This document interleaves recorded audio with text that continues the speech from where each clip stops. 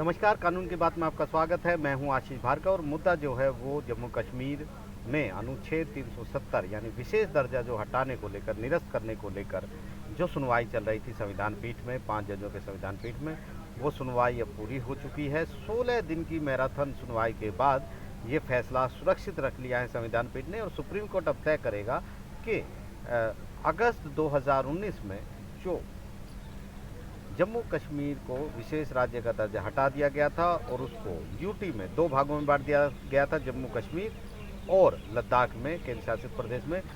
उसको लेकर जो फैसला था वो संवैधानिक था या नहीं था, जम्मू कश्मीर में आगे पूर्ण राज्य का दर्जा कब मिलेगा, किस तरीके से मिलेगा, ये तमाम सवालों के जवाब अब सुप्रीम कोर्ट के इस बड़े फैसले से मिलेंगे।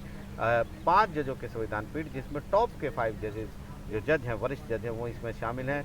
Chief justice D Y Chandrachud की अगुवाई में justice Sanjay Kishan Kaul, justice Sanjiv Khanna, justice B R Gavai और जस्टिस सूर्यकांत की ये बेंच थी जिसने ये फैसला सुरक्षित रखा और सभी पक्षों से कहा है कि वो अगर जो भी अपनी दलीलें देना चाहते हैं वो 3 दिन के भीतर लिखित 2 पेजेस की दलीलें अपनी दे सकते हैं।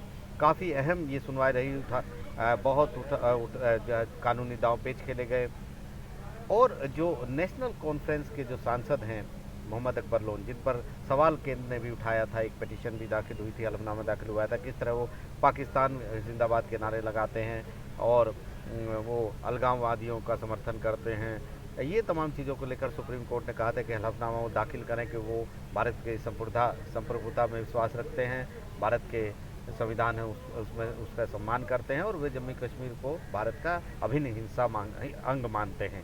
इसको लेकर लोन की तरफ से कपिल सिब्बल जो वरिष्ठ वकील है, उन्होंने एक एफिडेविट भी फाइल किया है और उसमें लोन ने कहा है कि वो जो हैं भारत के जिम्मेदार नागरिक हैं और कर्तव्यबद्ध नागरिक हैं, कर्तव्यपरायण नागरिक हैं। इसके साथ साथ वो शपथ को दोहराते हैं जो उन्होंने संसद सदस्य के तौर पर ली थी, जिसमें उन्होंने कहा था कि वो भारत की जो है भारत की जो संविधान है उसको संरक्षित रखेंगे और जो क्षेत्र है, भारत पूरा क्षेत्र जो है उसके जो उसे कायम रखेंगे, उसकी अखंडता को कायम रखेंगे। तो ये काफ़ी बड़े एफिडेविट उन्होंने फाइल किया। हालांकि केंद्र की ओर से तुषार मेहता जो सॉलिसिटर है, उन्होंने आपत्ति भी जताई और उन्होंने कहा कि इन्होंने वो नहीं लिखा है जो लिखना चाहिए था और इसमें कोई दम नहीं है, ये ऐसा उन्होंने कहा है। सुप्रीम कोर्ट ने कहा है कि वो इस पर गौर करेंगे, इसे पढ़ने के बाद गौर करेंगे। तो बहुत बड़ा ये मामला था जिसमें सुप्रीम कोर्ट ने भी दोनों पक्षों से बहुत बड़े बड़े सवाल भी उठाए। केंद्र सरकार से रोड मैप भी पूछा था, जिसमें केंद्र सरकार ने कहा था कि जम्मू कश्मीर में चुनाव किसी भी समय कराने को तैयार हैं, हालांकि समय सीमा नहीं बता सकते हैं, चुनाव आयोग को ये तय करना है। वहाँ पर तमाम तैयारी चल रही है। बताया था कि किस तरीके से वहाँ शांति आ गई है, जम्मू कश्मीर के नागरिकों को भी वही हक मिले हैं जो देश के दूसरे नागरिकों को मिले हैं और 370 हटाने का केंद्र सरकार की तरफ से कहा गया था कि बिल्कुल सही कदम है, संवैधानिक कदम है।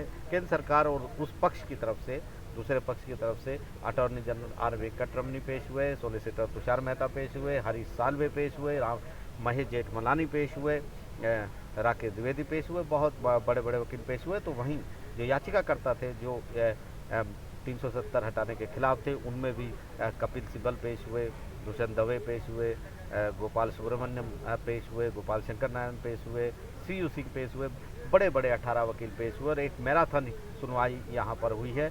याचिकाकर्ताओं का कहना है कि पूरी तरह असंवैधानिक तरीके से 370 हटाई गई है। 370 को हटाने की शक्ति पार्लियामेंट के पास, संसद के पास नहीं थी, ये संविधान सभा को तय करना था और ये एक तरह से स्थायी व्यवस्था थी, लेकिन केंद्र ने ये गलत किया और केंद्र के इस कदम को रद्द करना चाहिए। वही केंद्र ने पूरी तरह सही ठहराया और कहा कि जो भी किया है जम्मू कश्मीर के लोगों को भारत के दूसरे लोगों के बराबर हिस्सेदार करने के लिए किया गया है। उनको वो हक नहीं मिल रहे थे जो हक उन्हें मिलने चाहिए थे। जम्मू कश्मीर को भारत के हिस्से से अलग रखा गया था।